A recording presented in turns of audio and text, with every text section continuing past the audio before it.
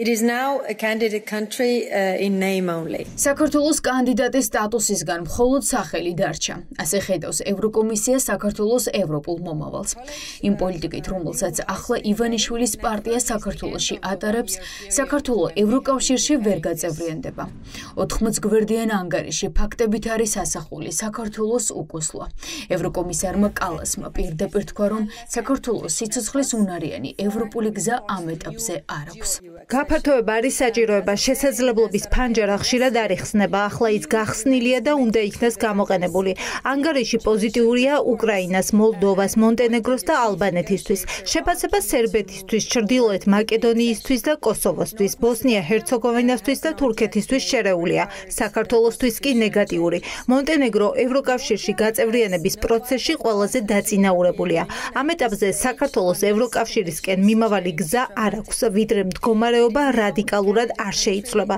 საქართველოს კანდიდატის სტატუსი მხოლოდ სახელია. ასეთი მძიმე ანგარიში ევროკომისიას საქართველოს შესახებ არასდროს მოუმზადებია. თუ გასულ წელს ევროპელმა ლიდერებმა საქართველოს ევროპული ინტეგრაცია დროებით შეაჩერეს, დღეს ის პრაქტიკულად მხოლოდ ფურცელზეა დარჩენილი. ევროინტეგრაციისთვის რაც გააკეთეს, ისიც გაანადგურეს. ჩვენ ვცდილობდით, რომ დაგვეწესებინა სანქციები იმ პირებისთვის, რომლებიც ძალადობდნენ მშვიდობიანი დემონსტრანტების წინააღმდეგ საქართველოში. სამწუხაროდ, ჩვენ ყველა წევრი ქვეყნის თანხმობა არ გვაქვს. ამავდროულად, ჩვენ ვცდილობთ მოვძებნოთ სხვადასხვა გზა ამ საკითხის მოსაგვარებლად. რეპრესიული კანონების სამოქალაქო საზოგადოების გასანადგურებლად და საკუთარი ხალხის წინააღმდეგ. კანონის უზენაესობის ეროზია და ადამიანის უფლებების დარღვევა. ანგარიში ფაქტებით და მტკიცებულებებით არის ასახული რასეფუძნება ბრიუსელის გადაწყვეტილება. ბოლო 1 წელი, რაც კი ქართულმა ოცნებამ ჩაიდინა, ყველაფერი დაადოკუმენტირეს და ამ ანგარიში ასახეს. ევროკომისარი კოსი ამბობს, რომ ასეთი დემოკრატიული უკუსლა აქამდე სტატუსის მქონე არც ერთ ქვეყანაში არ უნახავს. In Georgia, the situation has sharply deteriorated. საქართველოში მდგომარეობა მკვეთრად გაუარესდა სერიოზული დემოკრატიული უკუსლით, რაც არც ერთ კანდიდატ ქვეყანასთან მიმართებაში არასდროს მომხდარა. ჩვენ ვნახეთ სწრაფი ეროზია, კანონის უზენაესობისა და ფუნდამენტური უფლებების მკაცრი შეზღუდვა.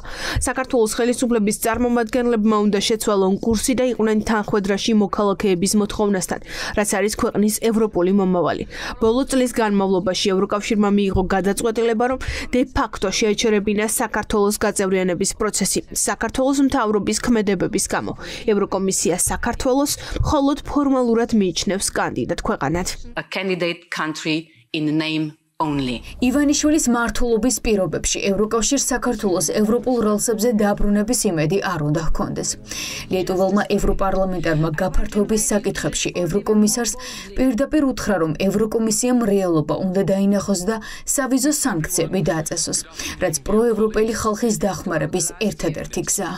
Georgia looks like exactly საქართველო ზუსტად ისე გამოიყურება, როგორც თქვენ აღწერთ. ჩვენ რეალისტები უნდა ვიყოთ. ქართული ოცნება არ დაუბრუნდება ევროპულ გზას. ეს არის კრემლის პროქსი რეჟიმი.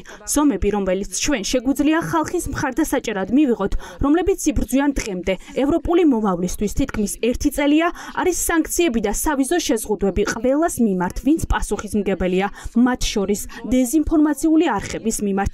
ერთ-ერთი მათგანი ჩვეულებრივ ოპერირებს აქ. Russia Today და Sputnik-ი აკრძალულია, მაგრამ ოცნების იმედი თავისუფლად ოპერირებს, ავრცელებს სიძულვილის ენას ევროპელი პოლიტიკოსების წინააღმდეგ. საქართველო 10-დან ერთადერთი ქვეყანა, რომელზეც ევროკომისიამ უარყოფითი შეფასება დადო. უკრაინა, მოლდოვა, მონტენეგრო და ალბანეთი ყველაზე დაწინაურებული ქვეყნები არიან. საქართველოში ევროკავშირი კი ძალადობას და რეპრესიებს ხედავს. ოპოზიციის აკრძალვის მცდელობას, რეპრესიულ კანონებს, ადამიანის უფლებების დარღვევას და ანტიევროპულ რიტორიკას. ევროკომისარმა კოსმა ქართული ოცნების ამომრჩეველს პრაქტიკულად უთხრა, რომ მათ ატყუებენ.